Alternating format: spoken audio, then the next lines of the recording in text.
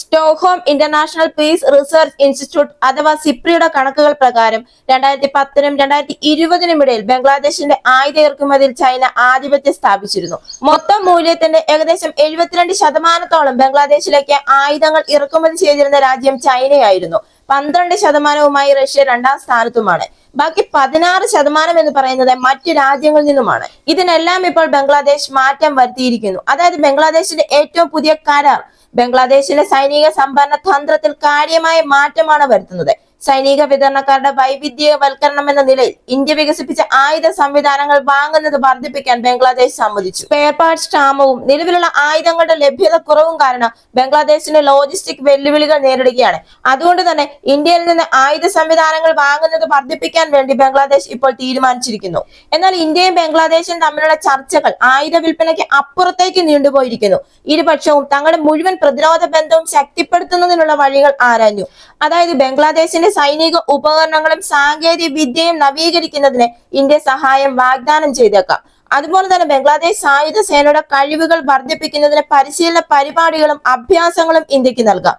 അതുപോലെ തന്നെ ഇരു രാജ്യങ്ങളും തമ്മിലുള്ള പതിവ് സൈനിക അഭ്യാസങ്ങൾ അടുത്ത സൈനിക സഹകരണം വളർത്തിയെടുക്കുകയും പരസ്പര പ്രവർത്തനക്ഷമത മെച്ചപ്പെടുത്തുകയും ചെയ്യും.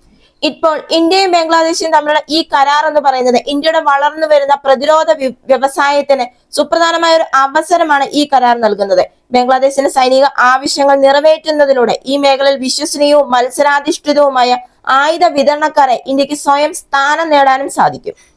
ഇന്ത്യയും ബംഗ്ലാദേശും തമ്മിലുള്ള പ്രതിരോധ ബന്ധം ശക്തിപ്പെടുത്തുന്നതിനോടൊപ്പം തന്നെ സമുദ്ര സുരക്ഷ, സമുദ്ര സമ്പദ് വ്യവസ്ഥ, ബഹിരാകാശ, ടെലികമ്മ്യൂണിക്കേഷൻ മേഖലകളിൽ സഹകരണം വർദ്ധിപ്പിക്കുന്നതിനുള്ള കരാറുകളിലും ഒപ്പുവെച്ചു. പ്രാദേശിക സഹകരണത്തിനുള്ള ഇന്ത്യയുടെ പ്രതിബദ്ധത അടിവരയിടുന്ന ഇൻഡോ പസഫിക് ഓഷ്യൻസ് ഇനിഷ്യേറ്റീവിൽ ബംഗ്ലാദേശിനെ ഉൾപ്പെടുത്തിയതിനെ പ്രധാനമന്ത്രി നരേന്ദ്രമോദി സ്വാഗതം ചെയ്തു. ചൈനയുമായുള്ള അടുത്ത ബന്ധത്തിനിടയിൽ ഇന്ത്യയും US-ഉമായുള്ള ബന്ധം സന്തുലിതമാക്കാൻ ബംഗ്ലാദേശ് ശ്രമിക്കുന്നുമുണ്ട്. ഇന്ത്യൻ നിക്ഷേപങ്ങളിലൂടെ നദീജലം പങ്കിടൽ, ഊർജ്ജ സഹകരണം, അടിസ്ഥാന സൗകര്യ വികസനം എന്നിവ വർദ്ധിപ്പിക്കാനാണ് ഇരു രാജ്യങ്ങളും ലക്ഷ്യമിടുന്നത്. 2022-23 സാമ്പത്തിക വർഷത്തിൽ ഇന്ത്യയും ബംഗ്ലാദേശും തമ്മിലുള്ള ഉഭയകക്ഷി വ്യാപാരം $15.9 ബില്യൺ എത്തിയിരുന്നു.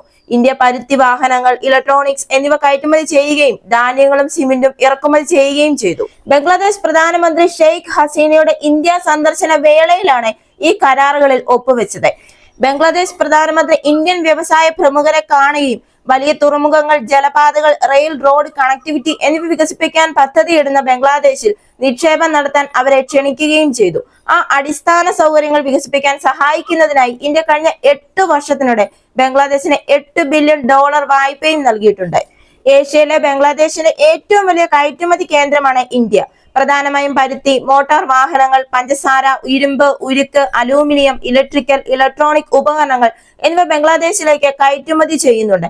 അതുപോലെ തന്നെ ബംഗ്ലാദേശിൽ നിന്ന് ധാന്യങ്ങൾ, പൾപ്പ്, പേപ്പർ, ബോർഡ്, സിമന്റ്, അസംസ്കൃത തോൽ എന്നിവ ഇറക്കുമതിയും ചെയ്യുന്നുണ്ട്. എന്നാൽ ഇവിടെ ശ്രദ്ധിക്കേണ്ട ഒരു കാര്യം എന്താണെന്ന് പറഞ്ഞാൽ അസംസ്കൃത വസ്തുക്കളുടെ പ്രധാന വ്യാപാര പങ്കാളിയായ ചൈനയുമായും ബംഗ്ലാദേശിന് നല്ലൊരു ബന്ധമുണ്ട്. എന്നാൽ ചൈനയുടെ പ്രധാന എതിരാളികളായ ഇന്ത്യയുമായും അമേരിക്കയുമായും നയതന്ത്ര വ്യാപാര ബന്ധങ്ങൾ സന്തുലിതമാക്കുന്ന ബംഗ്ലാദേശിനെ ബെയ്ജിങ്ങുമായി അടുത്ത ബന്ധം നിലനിർത്തുന്നത് ഒരു വെല്ലുവിളി തന്നെയാണ്.